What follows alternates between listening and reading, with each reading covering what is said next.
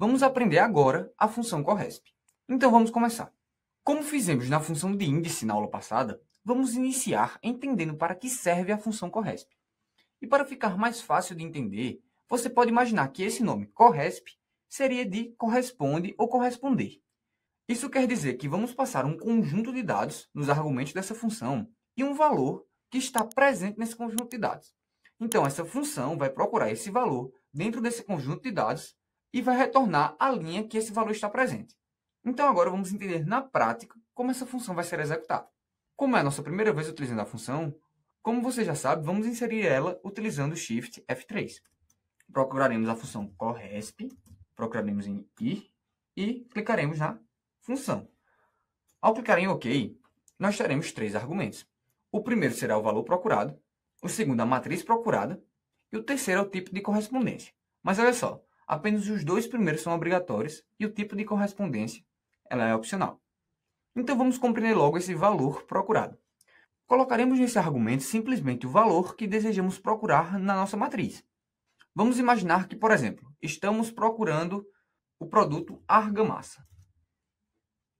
Então vamos passar no argumento de valor procurado argamassa. Depois vamos procurar na matriz. Vamos selecionar toda essa matriz. Bom, Rafael, e esse último tipo de correspondência, o que seria? Olha só, para eu te mostrar como colocar esse tipo de correspondência, vamos para o site da Microsoft pedir ajuda sobre essa função. E ao abrir essa página, eu vou descer até encontrar os argumentos de tipo de correspondência aqui. Então, para começar a entender esse tipo de correspondência, eu vou te dar uma dica que vai te ajudar a escolher o argumento que será colocado. Olha só, normalmente sempre utilizaremos esse valor 0. Por 2 motivos. O primeiro é que normalmente sempre estamos querendo procurar o valor exatamente igual a um dado da matriz, que é exatamente isso que ele faz. E também esse tipo de correspondência 0 não tem restrições, como por exemplo, está em uma determinada ordem crescente ou decrescente. Então, por esses 2 motivos, na grande maioria das vezes, vamos utilizar o tipo de correspondência igual a 0. Então, sabendo disso, vamos utilizar nessa função, aplicando o tipo de correspondência igual a 0. Então, eu vou minimizar e vamos voltar aqui e colocar o tipo de correspondência 0. Depois disso, vamos pressionar OK. E aqui a gente vai encontrar um erro. O erro aqui aconteceu pelo seguinte fato.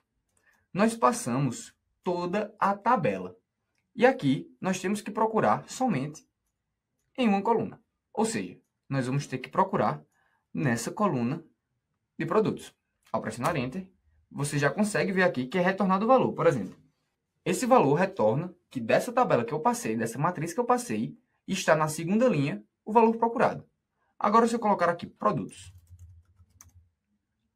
Se eu passar produtos, está na primeira linha. Da mesma coisa aconteceria se eu passasse para cabo elétrico. Caso eu passasse cabo elétrico, estaria na terceira linha. Beleza? Essa função também é bem simples. Como você pode ver, o grande segredo dessa função é o tipo de correspondência. Aí você pode me perguntar, Rafael, quando é que eu utilizo e como esses outros 2 tipos de correspondência? Olha só, eu vou te explicar, mas não iremos utilizar aqui nesse projeto, tá? Primeiramente, você deve ter em seu conjunto de dados ou uma ordem crescente ou decrescente, dependendo dessa ordem aqui que o Excel está te passando, que o Microsoft está te passando. Ou seja, primeiramente, vemos os números negativos até os positivos. Depois, tem que estar em ordem de A a Z. E, por último, falso ou verdadeiro. E já a ordem decrescente é o contrário disso. Começaremos com verdadeiro e falso, Z a A, e positivo até o negativo. Beleza? Depois que você souber a ordem do seu conjunto de dados, você optará por 1 ou menos 1. 1 caso seja crescente e menos 1 caso seja decrescente. Então, vamos voltar para a nossa planilha e colocar o valor agora de 1. Se eu colocar o valor de 1, o valor retornado da nossa planilha já está errada. Por quê? Porque não está na ordem solicitada, que é a ordem crescente. Como vimos, a ordem crescente é de A a Z. E esses nossos primeiros conjuntos de dados, ele é de P a A. Ou seja, se colocarmos agora menos 1, o nosso resultado vai ser o esperado. Então, esse uso ele vai depender muito dos seus dados. Vou te mostrar um exemplo agora para te mostrar como pode ser útil esse tipo de correspondência sendo 1 para a ordem crescente ou menos 1 para a ordem decrescente.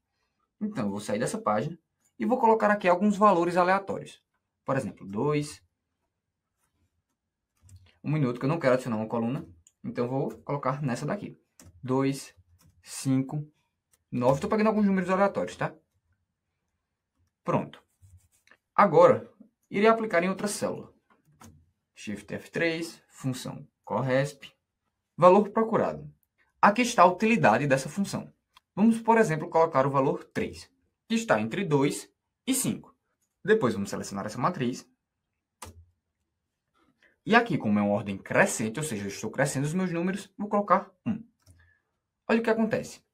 Aqui, nessa função, se a gente voltar lá para o site da Microsoft, ele localiza o maior valor que é menor ou igual do que o valor procurado. Vamos voltar agora para o Excel. E ele vai procurar o valor que é menor que 3, só que é o mais próximo de 3, que nesse caso é 2. Se eu colocasse 6, o que é que você imagina que seria? Seria 9 ou seria 5? Seria o valor menor mais próximo. Logo, o valor 5. Olha só, se eu colocar 6, seria a linha 2. E assim por diante. Por exemplo, se eu colocar 30, o que é que você acha que vai ser? Vai ser a linha 4 ou a linha 5? Vamos colocar aqui o valor de 30 e será a linha 4, que seria o valor 25. Pois 30 é maior do que 25 e o valor menor mais próximo é esse valor de 25, beleza? Da mesma forma, isso também valeria para o negativo. Pronto, pessoal. Finalizamos a função de corresp. Vamos resumir rapidinho essa função. Com ela, conseguimos encontrar a linha do dado que estamos procurando. E se você parar para analisar, ela é exatamente o contrário da função índice, onde com a função índice, nós passamos a posição e encontramos o dado. Então, na próxima aula, nós vamos fazer a junção dessas duas funções, que separadas elas não parecem proporcionar tanta otimização assim para a nossa planilha. Mas na próxima aula, eu vou te mostrar o que acontece quando juntamos essas duas funções. E eu só tenho um pedido para te fazer. Eu quero que você treine essa função antes de você assistir à próxima aula.